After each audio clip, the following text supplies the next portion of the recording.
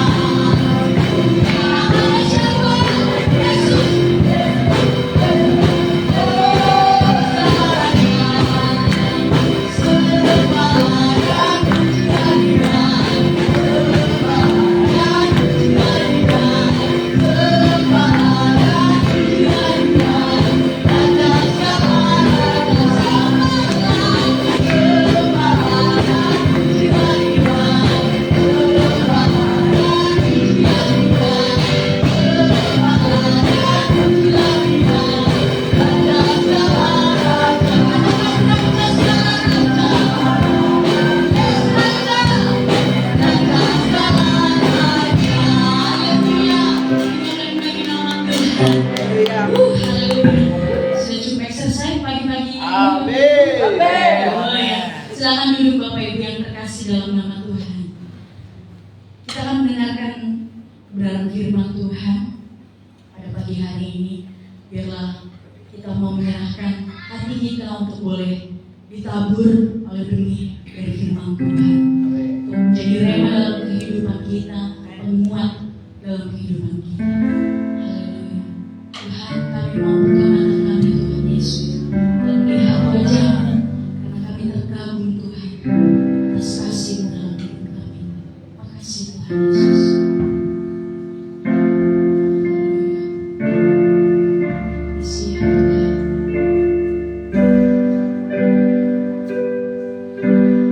Haleluya.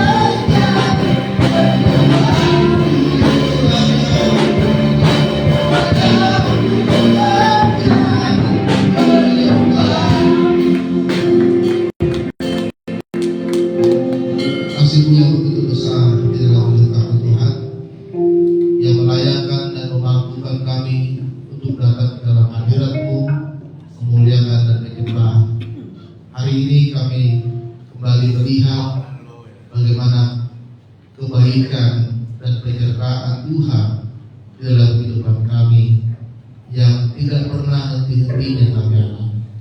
Itu sebabnya Tuhan kami datang dalam rumah memuji dan memuliakan nama Tuhan. Dan sebentar kami akan mendengarkan firman Tuhan. Bila firman yang kita berikan hari ini berarti menguatkan dan mengubahkan hidup kami. Kami siap mendengarkan firman Tuhan di dalam nama Tuhan Yesus Kristus. Haleluya. Amin. Silakan duduk Bapak Ibu Saudara dan para pelayan Tuhan. Selamat pagi. Salam. Puji Tuhan, kita kembali bersyukur berada di ibadah kita pagi hari ini di gereja Sakakala Kapuk atau Sakakala Ikus. Ada yang berbeda tadi dari single kita. Puji Tuhan, single kita semua pakai jas ya. Bahkan sejak kecil sekalipun pakai jas, coba luar biasa. Ada perubahan ya. Tinggal pemain musik. Aduh ya. Mari kita buka kitab kita dalam kitab Bilangan pasal 13. Bilangan pasal 13. Tema firman Tuhan pagi hari ini yang akan saya bagikan untuk kita semua, yaitu mengubah cara berpikir yang benar di hadapan Tuhan. Bilangan pasal 13, kita akan membaca dari ayat 25 sampai 33. Bilangan pasal 13 ayat 25 sampai 33. Saudara yang laki-laki akan membaca ayat 25 atau ayat yang ganjil. Saudari yang ibu-ibu dan wanita akan baca ayat 26 atau ayat yang ke-6 sampai dengan ayat ke-33 ya. Bilangan pasal 13 ayat 25 kita baca secara bergantian. Laki-laki akan baca ayat ganjil dari 25 dan yang wanita akan baca ayat yang ke-6 dari ayat 26. Kita baca firman Tuhan secara bergantian. Yang 25, yang laki-laki terlebih dahulu. 2, 3 ya. Sudah lewat 40 hari pulanglah mereka dari pengintaian negeri itu. Dan langsung datang kepada Musa, Harun dan segenap umat Israel di Kades di padang gurun Paran. Mereka membawa pulang kabar kepada keduanya dan kepada segenap umat itu dan memperlihatkan kepada sekaliannya hasil negeri itu. Mereka menceritakan kepadanya, kami sudah masuk ke negeri kemana Rasul kami, dan memang negeri itu berlimpah-limpah susu dan madunya, dan inilah hasilnya. Hanya bangsa yang diam di negeri itu, kuat-kuat dan kota-kotanya berkubu dan sangat besar, juga keturunan Enak telah kami lihat di sana. Orang Amalek diam di tanah Negeb, orang Het, orang Yebus dan orang Amori diam di pegunungan, orang Kanan diam di sepanjang laut dan sepanjang tepi sungai Yordan. Kemudian Kaleb mencoba menenangkan hati bangsa itu di hadapan Musa, katanya, tidak, kita akan maju dan menduduki negeri itu, sebab kita pasti akan mengalahkannya. Tetapi orang-orang yang pergi ke sana bersama-sama dengan dia berkata, kita tidak dapat menyerang bangsa itu, karena mereka lebih kuat daripada kita. Juga mereka menyampaikan kepada orang Israel kabar busuk tentang negeri yang diintai mereka dengan berkata, negeri yang telah kami lalui untuk diintai adalah suatu negeri yang memakan penduduknya, dan semua orang yang kami lihat di sana adalah orang-orang yang tinggi-tinggi perawakannya. Juga kami lihat di sana orang-orang raksasa, orang Enak yang berasal dari orang-orang raksasa, yang kami lihat diri kami seperti lalang. Demikian juga mereka terhadap Allah. Saudara terkasih dalam nama Tuhan, kisah yang kita baca merupakan kisah pada saat itu ketika Musa memerintahkan 12 orang untuk mengintai, untuk melihat tanah Kanaan yang akan mereka segera masuk. Dan sebelum mereka masuk, mereka harus melihat dulu bagaimana kondisi yang ada di daerah itu. Diutuslah 12 orang untuk melihat di sana. Selama 40 hari 12 orang itu melihat bagaimana kondisi, bagaimana wilayah, bagaimana orang-orang yang ada di sana. Kemudian dari 12 orang itu, maka mereka memberikan hasil pengamatannya. Ya. Dari 12 orang itu mereka memberikan hasil pengamatannya. Dikatakan di sana memang daerah itu melimpah. Ada susunya, ada madunya. Yang pasti daerah itu sangat melimpah sekali kekayaan alamnya. Tetapi di sana ada orang-orang, ada suku-suku yang mendiami daerah itu.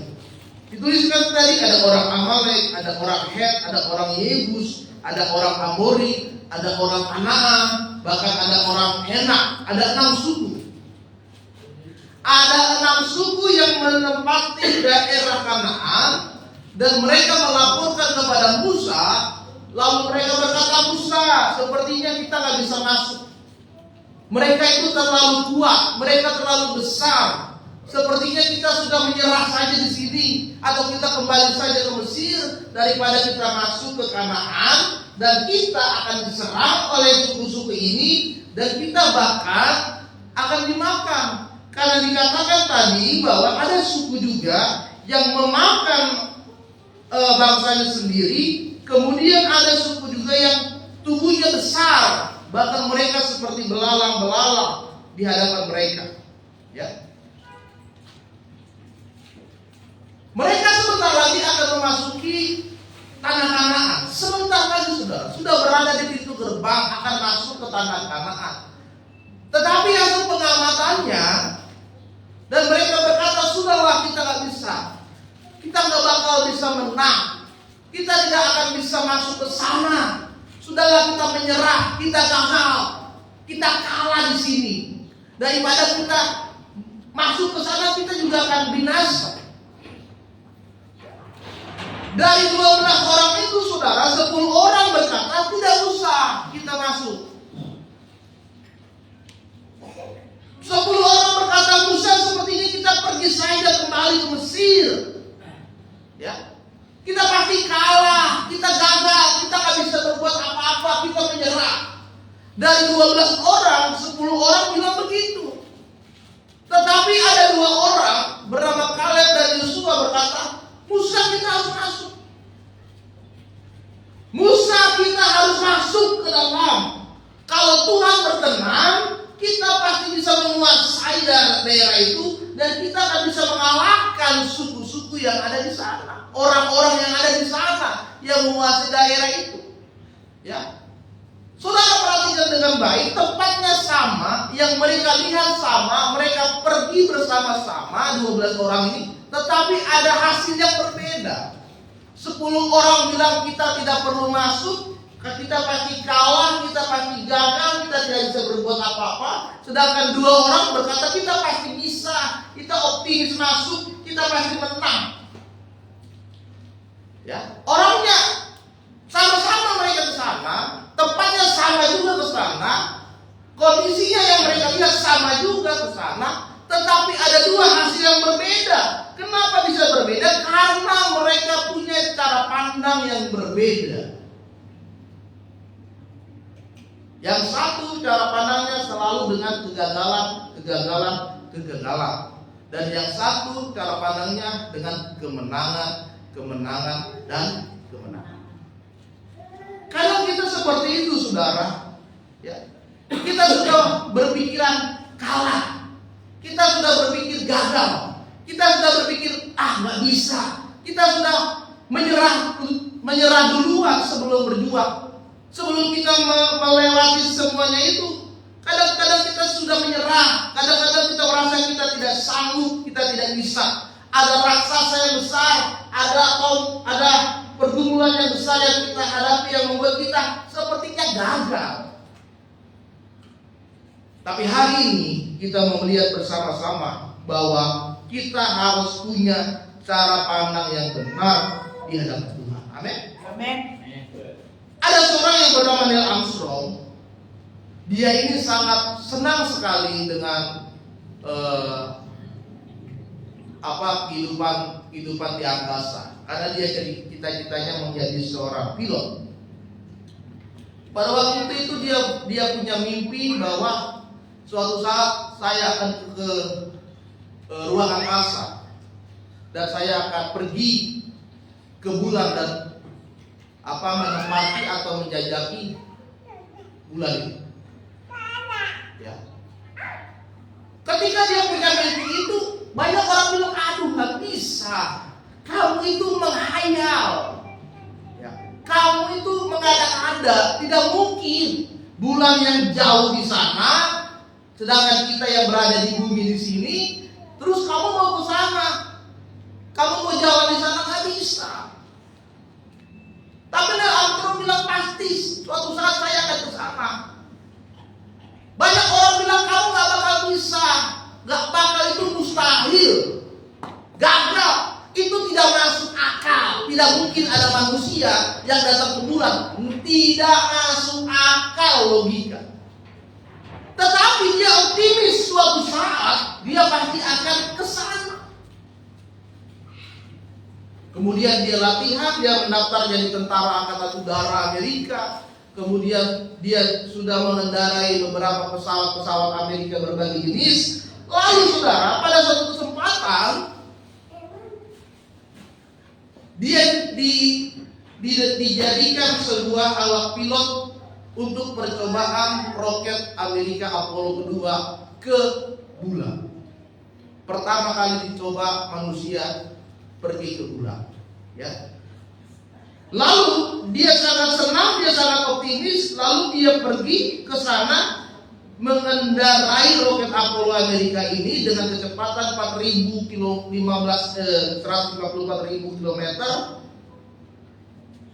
Kemudian dia pergi dan akhirnya dia bisa mencapai luar angkasa dan akhirnya dia bisa mendarat ke bulan dan dia bisa berjalan di bulan. Dan dia tercatat sebagai orang yang pertama kali bisa mendarat di bulan. Itulah Neil Armstrong. Orang bilang gak bisa, mengada-ngada, tahayul, tidak mungkin, mustahil. Tapi dia bisa melakukannya itu. Karena apa? Dia berubah cara pandang. Oleh sebab itu saudara, hari ini kita mau merubah cara pandang kita.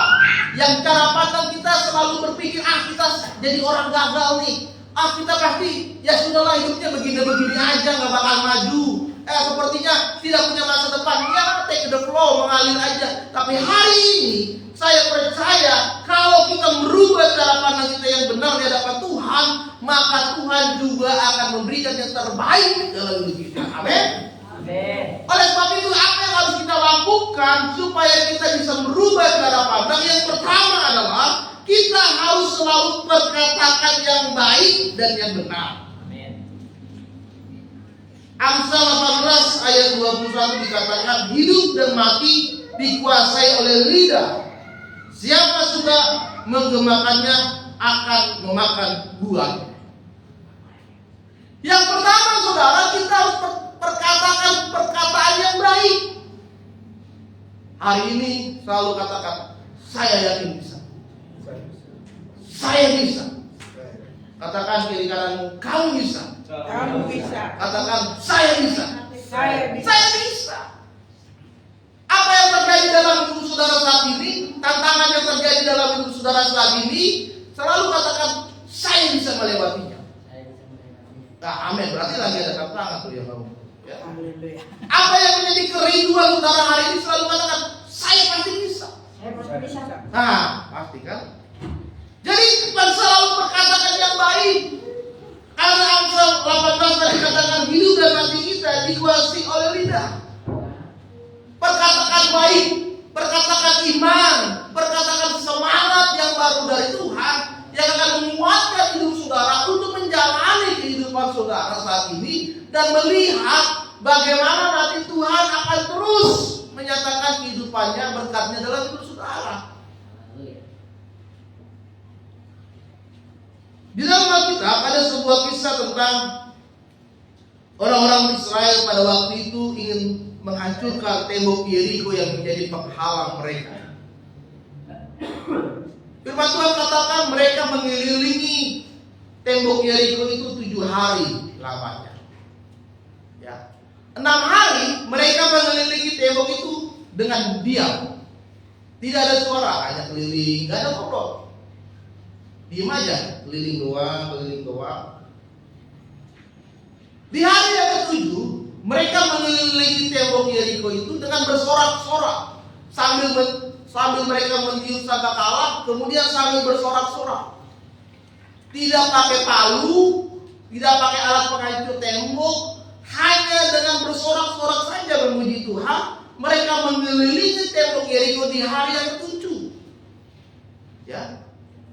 6 hari mereka mengelilingi dengan diam, tapi di hari yang ke-7 mereka mengelilingi kota itu, tembok itu dengan bersorak-sorai kepada Tuhan.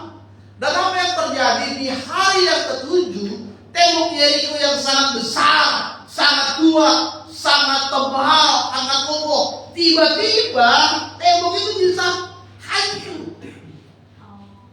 Hanya dengan bersorak-sorak. Tidak harus dihancurkan dengan palu, dengan alat berat, dengan linggis atau dengan alat lainnya. Hanya dengan bersorak-sorak, saudara, tembok itu bisa hancur. Ya. Artinya perkataan kita ini ternyata berkuasa. Oleh sebab itu, maka perkataan yang benar, perkataan berkat, perkataan yang membangun iman, jangan perkataan yang kasar, yang kotor, dan yang menghina orang. Karena itu akan mempengaruhi cara berpikir kita. Ya, ada sebuah riset kepada 2 benih bunga. Ditanamlah 2 benih bunga ini. Bunga yang pertama ditanam, disiram, tetapi pada saat disiram selalu dikatakan dengan perkataan-perkataan yang jelek, yang merendahkan.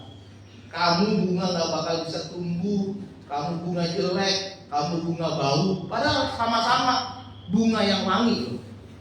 Bibitnya bibit bunga yang wangi.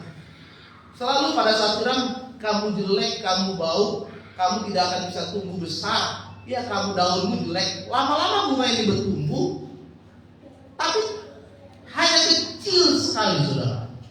Daunnya bertumbuh jelek, ya, dan dia menghasilkan bunga itu bau. Tidak ada indah-indahnya bunga ini. Sedangkan bunga yang satu disiram, lalu diperkatakan yang baik, kamu bunga yang baik, kamu bunga yang wangi, kamu bunga yang harum, kamu akan bertumbuh bagus, semua orang senang dengan kamu ketika kamu sudah berbunga. Ditanam sambil disiram, diperkatakan yang baik, yang baik, yang baik. Lama-lama bunga ini bertumbuh besar, daunnya bagus, kemudian dia berbunga bagus sekali. Dan orang-orang senang melihat bunga ini. Ya. Bunganya sama, disiram juga setiap hari. Yang beda apa? Yang beda adalah perkataannya. Yang satu perkataan yang jelek, yang negatif. Yang satu perkataan yang bagus, yang baik, yang positif. Hasilnya berbeda. Ya. Oleh sebab itu, saudara, mari kita perkatakan yang baik di hadapan Tuhan. Karena Efesus 4 ayat 29 berkata, janganlah ada perkataan kotor keluar dari mulutmu, tetapi pakailah perkataan yang baik untuk membangun, supaya mereka yang mendengar beroleh kasih karunia Tuhan. Untuk berubah cara pandang kita ubah cara berbicara kita. Kepada anak kita, katakan yang baik. Kamu sehat-sehat ya anak, kamu bertumbuh besar, kamu jadi anak yang takut Tuhan, kamu jadi pendeta ya nak. Ya, kalau anaknya mau jadi pendeta silakan. Ya. Saya katakan itu, si Rasul sudah pakai jas kan? Kelas 3 SD loh, kapan disuruh? Ya, pakai jas dia. Kemarin nggak mau pakai jas, apa sih? Kayak orang tua katanya pakai jas. Sekarang udah pakai jas. Ya, bajunya bagus lagi, baju merah, bukan? Jadi yang pertama Mari kita perkatakan yang baik. Yang kedua, ubah cara berpikir kita yang benar di hadapan Tuhan yang dengan cara kita harus semakin mengandalkan Tuhan. Yeremia 17 ayat 7 berkata, diberkatilah orang yang mengandalkan Tuhan, yang menaruh harapannya kepada Tuhan. Ya.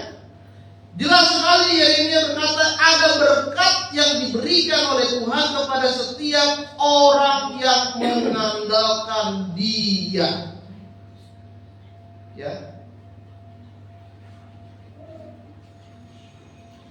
Saudara, kita harus bisa mengandalkan Tuhan, artinya adalah kita harus menaruh pengharapan, kekuatan, dan setiap rencana kita itu kepada Tuhan. 10 orang pengintai, ya, kenapa mereka menyatakan bahwa mereka pasti kalah? Karena mereka mengandalkan kekuatannya sendiri. Ada 6 suku melawan 1 suku, bangsa Israel doang yang akan melawan 6 suku ini. Ya. Mereka mengandalkan kekuatannya sendiri sehingga mereka membatasi, ada keterbatasan, ada kekurangan, ada kelemahan yang dialami oleh diri mereka sendiri. Tanpa mereka menyadari bahwa ada Tuhan yang lebih besar dari itu. Ada Tuhan yang memberikan kekuatan, ada Tuhan yang memberikan kebangkitan, ada Tuhan yang memampukan mereka untuk melawan bangsa ini tanpa mereka sadar akan itu. Tapi Yosua dan Kaleb mereka sadar, ya. Bahkan di dalam pasalnya yang ke-14, Bilangan 14 ayat ke-6 dikatakan begini. Jika Tuhan berkenan kepada kita, maka Ia akan membawa kita masuk ke negeri itu dan akan memberikan kepada kita suatu negeri yang berlimpah-limpah susu dan madunya. Hanya janganlah memberontak kepada Tuhan. 10 orang itu mengandalkan kekuatan mereka dan mereka berkata, kita kalah, kita gak bisa menang, kita pasti akan ditindas oleh bangsa ini. Tapi Yosua dan Kaleb berkata, Tuhan berkenan dan membawa kita masuk. Jangan, yang penting kita jangan memberontak kepada Tuhan. Terkadang saudara, kita sebagai manusia kita masih bisa mengandalkan kekuatan kita sendiri. Kadang-kadang kita merasa kita mampu, kadang-kadang kita merasa kita bisa dengan apa yang kita miliki saat ini. Tapi tanpa kita sadari bahwa manusia itu adalah makhluk yang terbatas. Kita tidak bisa melakukan semuanya. Kita terbatas kemampuan, kita terbatas pikiran, kita terbatas kekuatan, kita terbatas fisik, dan kita punya kelemahan-kelemahan yang kita miliki masing-masing antara kita dengan orang lain. Kalau kita mau merubah cara berpikir kita harus berubah cara hidup kita, bahwa mulai sekarang kita harus bisa mengandalkan Tuhan di dalam kehidupan kita. Ya.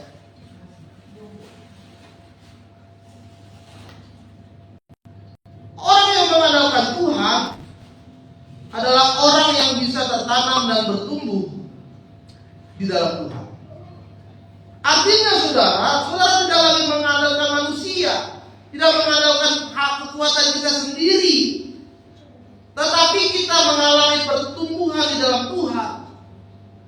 Karena Yeremia 17 ayat 8 dikatakan orang yang mengandalkan Tuhan, dia akan kuat dan dia akan bertumbuh dengan baik. Dia seperti pohon yang akarnya merambat sampai ke sungai. Diberikan kekuatan oleh Tuhan, diberikan pertumbuhan iman oleh Tuhan, dan tidak tergantung kepada situasi dan kondisi saudara saat ini. Jangan ketika lagi lemah gak mau gereja. Jadi pelayanan atau gereja ditentukan oleh situasi. Jangan. Lagi ada masalah, nggak mau gereja, malas gereja. Lagi pusing, banyak masalah ini, masalah itu, masalah sana, jangan. Malas pelayanan, suntuk. Sepertinya hati ini nggak pos, nggak senang, ada beban terus, jangan. Ya.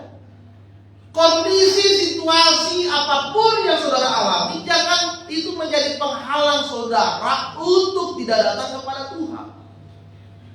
Malah semakin memperkuat iman saudara untuk mengalami pertumbuhan. Kan kita harus ditempa dulu, dan kita harus diproses dulu sama Tuhan, dan kita harus dibentuk dulu sama Tuhan. Ya, kapan saudara menjadi bejana yang indah kalau tidak kuat dalam prosesnya Tuhan? Kapan Tuhan bentuk saudara menjadi sesuatu yang bagus, yang mulia, tanpa pernah diproses dulu oleh Tuhan?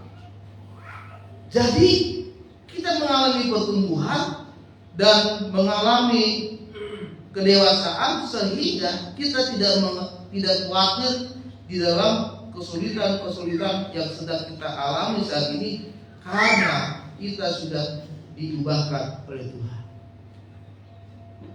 Jadi apapun yang terjadi, tetap maju terus di dalam Tuhan. Amin.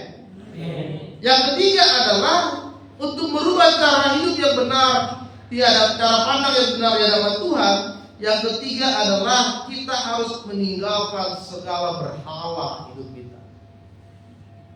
1 Korintus 10 ayat 14 berkata, karena itu saudara-saudaraku yang kekasih, jauhilah penyembahan berhala di dalam kehidupanmu. Berhala bisa juga berupa patung. Berhala bisa juga berupa alat penyembahan. Tetapi saudara, berhala bisa juga berupa segala sesuatu yang dipuja, dikasihi, yang dianggap lebih penting dari Tuhan. Artinya segala sesuatu yang menggantikan Tuhan dalam hidup saudara, itulah berhala saudara. Bisa itu hartamu, bisa itu hobimu, bisa itu pekerjaanmu, bahkan bisa itu keluargamu.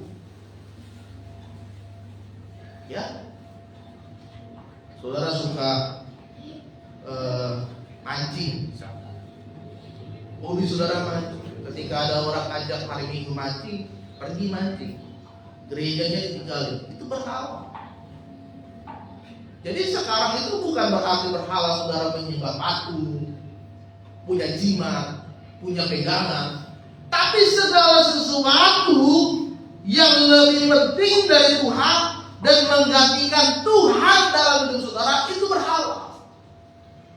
Handphone kita berhala juga. Ya. Dulu waktu masih handphone Nokia, nggak ada internet, kita rajin baca kitab.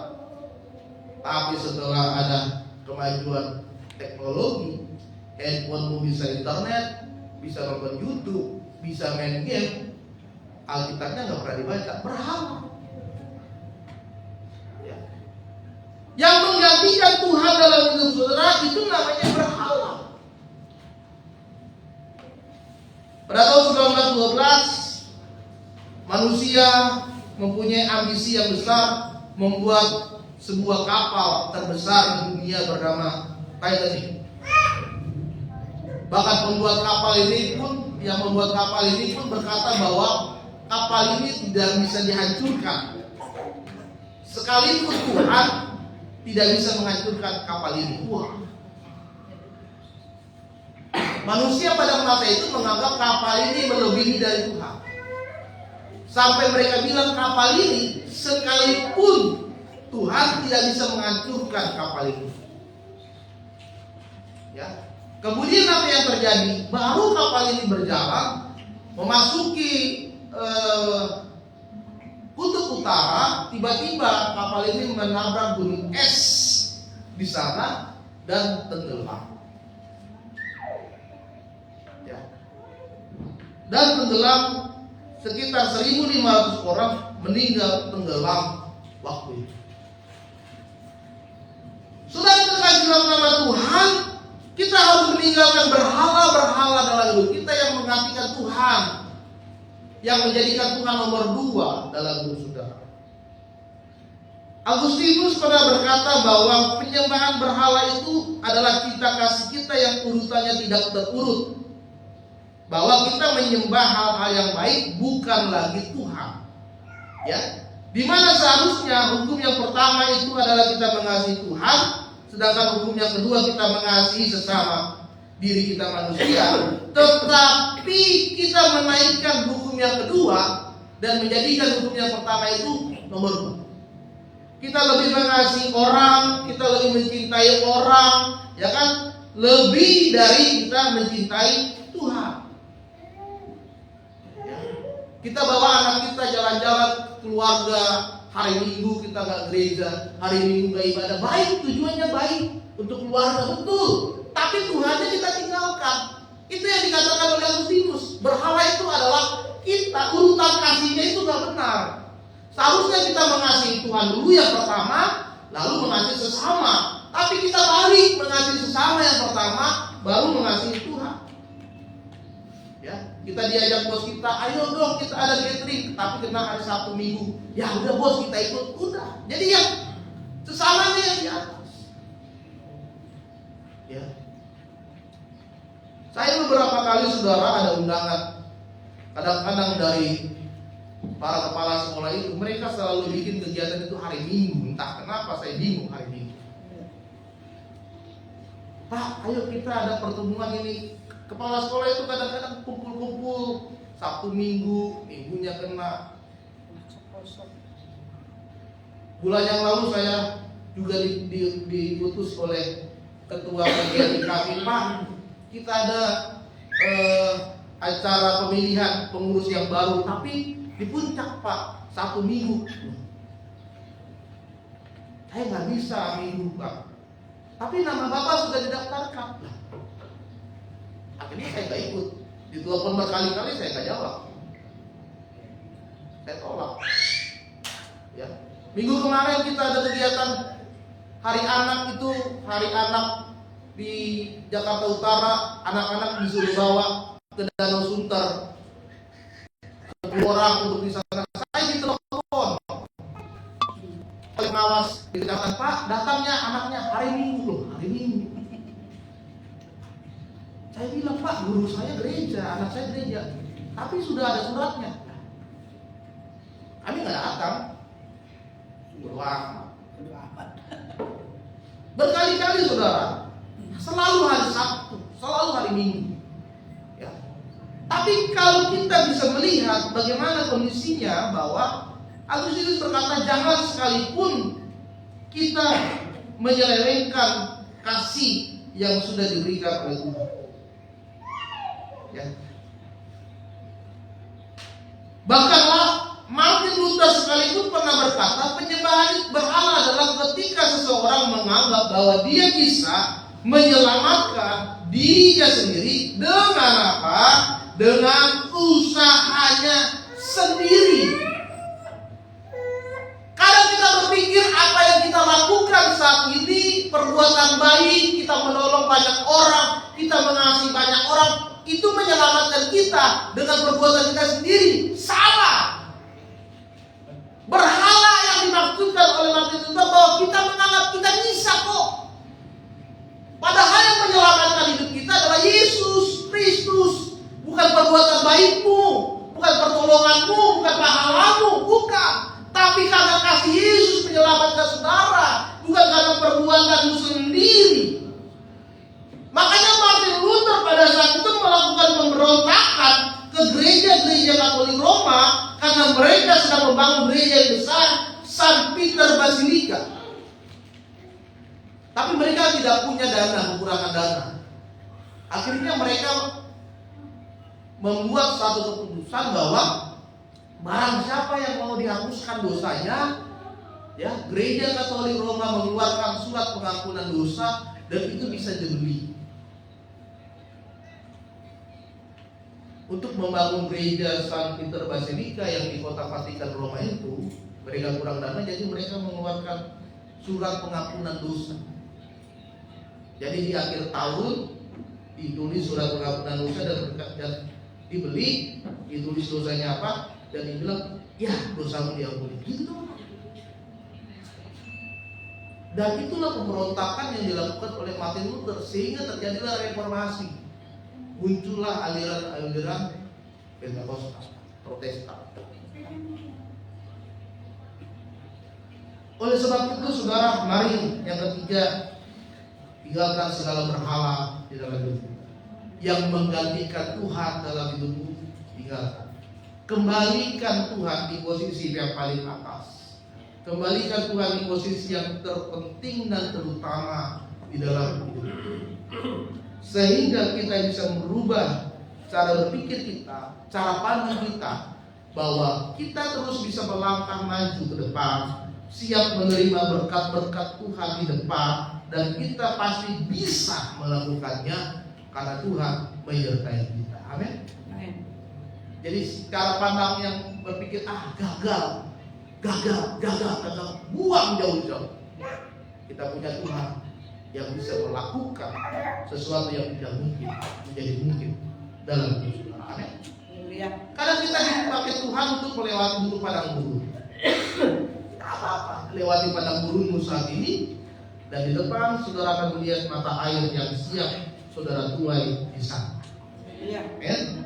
Dan biarlah firman Tuhan siang hari pagi hari ini memberkati, dan kita bisa menerima cara pandang, cara berpikir yang benar di hadapan Tuhan. Mari kita bagi-bagi, saudara.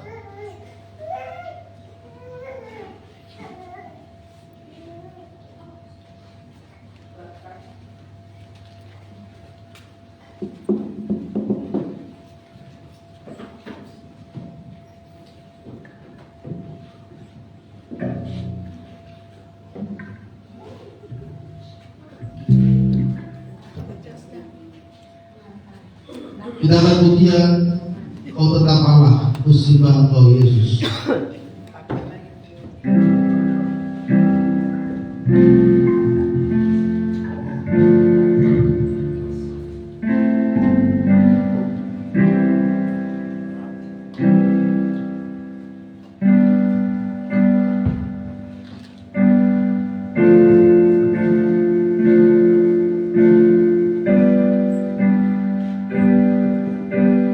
Betapa dahsyat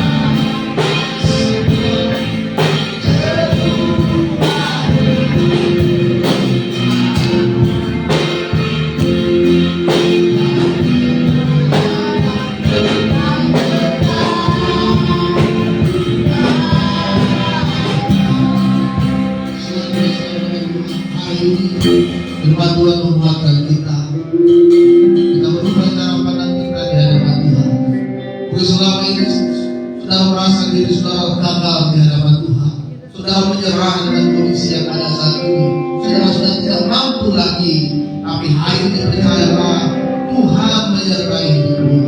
Tuhan akan menguatkan saudara, dan Tuhan hari ini akan merubah cara berpikir. Dia ganti setiap kelemahan menjadi kebangkitan, dia ganti setiap kekurangan menjadi kekuatan yang diberikan oleh Tuhan. Maka hari ini jadikan Tuhan yang terutama, jadikan Tuhan yang lebih penting dalam kehidupan saudara. Mari kita taat di hadapan Tuhan.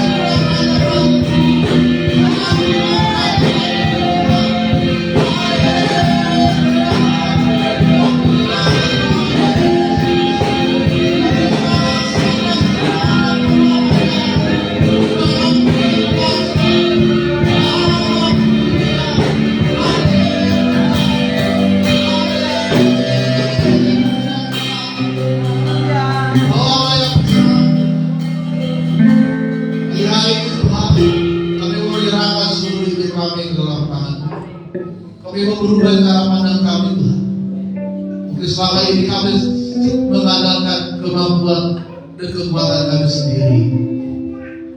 Terkadang kami tidak menyadari kami terbatas dan kami punya kekurangan dan kelemahan. Tapi hari ini kami percaya kami punya Allah yang besar, sanggup melakukan perbuatan yang ajaib dan mulia, bahkan yang melebihi daripada apa yang kami pikirkan saat ini. Tuhan, Kau yang membuat kami terus bisa melangkah maju ke depan, terus meraih kebangkitan, kemenangan demi kemenangan, melihat kuasa Tuhan, melihat berkat Tuhan, melihat mujizat Tuhan, melihat mata air yang Tuhan sedang sediakan dalam kehidupan kami.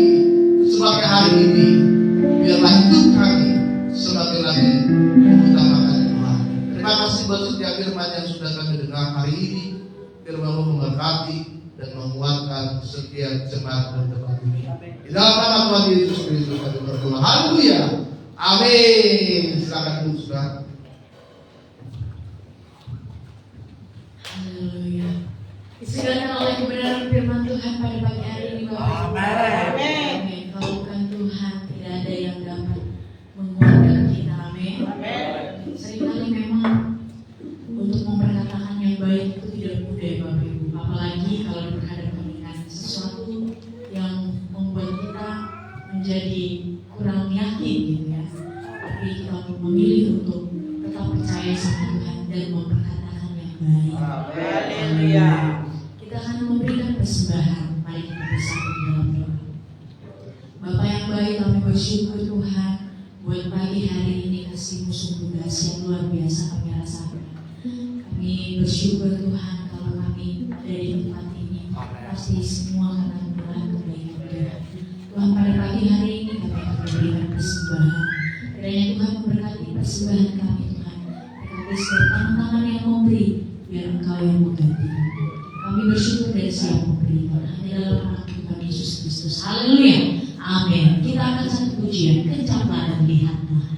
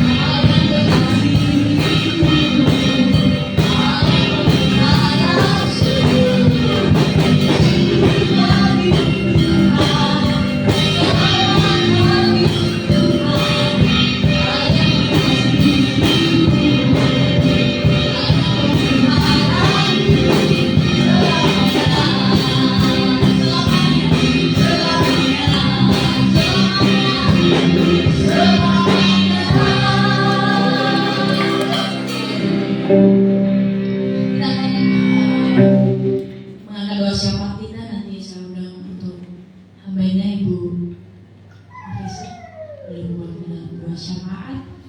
Kita angkat satu pujian, kami memuji kebesaran. Yeah.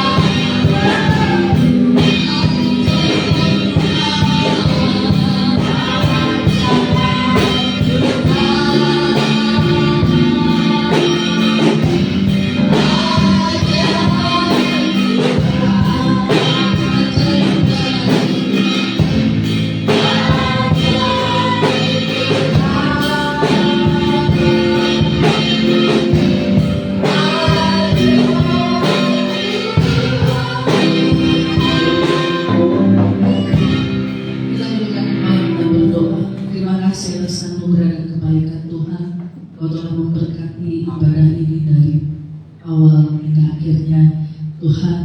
Kami percaya Engkau hadir menjamah kami, yang sakit disembuhkan, yang berat dipulihkan, dan kami mendapatkan jawaban Tuhan Yesus dalam hidup kami. Tuhan, pada pagi hari ini Bapa, kami menaikkan setiap doa-doa kami Tuhan.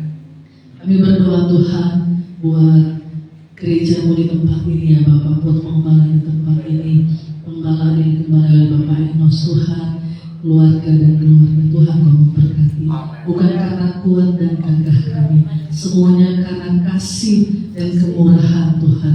Dan oleh kemurahan Tuhan juga Kau menambahkan setiap jiwa-jiwa Tuhan, setiap domba-domba yang rindu untuk dilayani, yang rindu untuk digembalakan Tuhan. Terima kasih Tuhan Yesus, terima kasih. Berkati buat hamba-Mu yang ada di tempat ini Bapak, Kau memakai lebih lagi untuk hormat kemuliaan nama-Mu, pakai lagi lebih lagi untuk menjadi saluran berkat, pakai lebih lagi Tuhan untuk menjangkau banyak jiwa, memenangkan banyak jiwa ya Tuhan Yesus. Mari berkati pengembalaan di tempat ini, biarlah Tuhan menyertai terus Tuhan mengembang ke kanan dan ke kiri untuk hormat kemuliaan nama Tuhan.